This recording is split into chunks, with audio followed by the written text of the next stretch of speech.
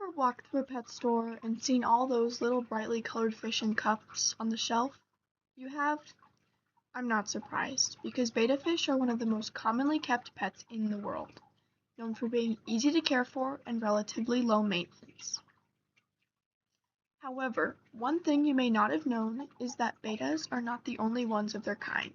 In fact, there are 76 known species in the genus Betta. Today, I will be sharing with you all the natural environment, behavior, and proper care for the most commonly known species of betta, called Betta splendens. Did you know splendens means dazzling or brilliant, perfectly describing the fish's appearance? To begin, we will be discussing the natural environment of Betta splendens. The thought of them living in a puddle is a widespread myth surrounding the modern husbandry of betta fish.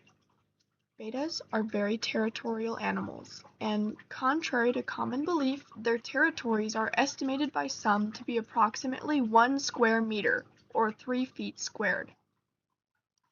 These territories are thickly vegetated, slow-moving streams, marshes, large vegetated drainage ditches, and rice paddies of Thailand, Cambodia, and Vietnam, specifically the Mekong and Chao Phraya River drainage basins.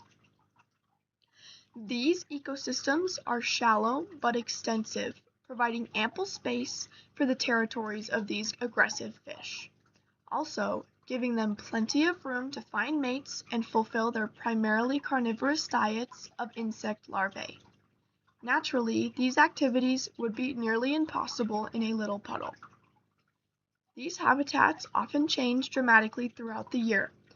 During the rainy season, rice paddies and marshes flood with fresh water, giving bettas a vast area to explore and breed. When the dry season arrives, much of that water evaporates, leaving behind shallow pools and channels. As previously stated, betta fish are very territorial and also primarily solitary, males especially. When a male betta is guarding its territory, it will flare its fins and gills out to make their appearance seem larger, scaring off potential rivals and other fish. Females, on the other hand, are not known to be as aggressive as males, often sharing territory with each other. However, when betta fish are threatened by a larger predator in their natural habitat, such as a snakehead, they clamp their fins and dull their bright colors to appear nearly invisible.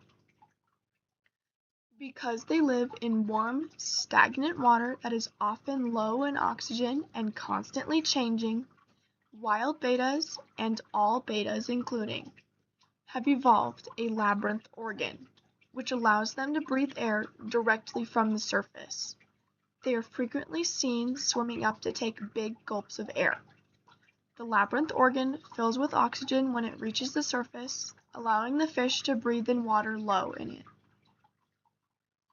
During the breeding season, male betta fish build what is called a bubble nest at the surface of the water, commonly found underneath floating plants. This serves as a highly oxygenated cradle for fertilized eggs to cling to until they are a free swimming fry. That takes about 3 to 5 days. To conclude, I would like to discuss the final care for keeping a betta fish. Betta fish do not, in fact, live in puddles like some people think. When keeping a betta as a pet, it is crucial to provide ample space, such as a 5 to 10 gallon aquarium, a heater, and a proper filter to keep the betta safe in its tank. It is also important to keep only one in an aquarium because of their behavior towards each other. They prefer warmer water, ideally between 76 to 82 degrees Fahrenheit.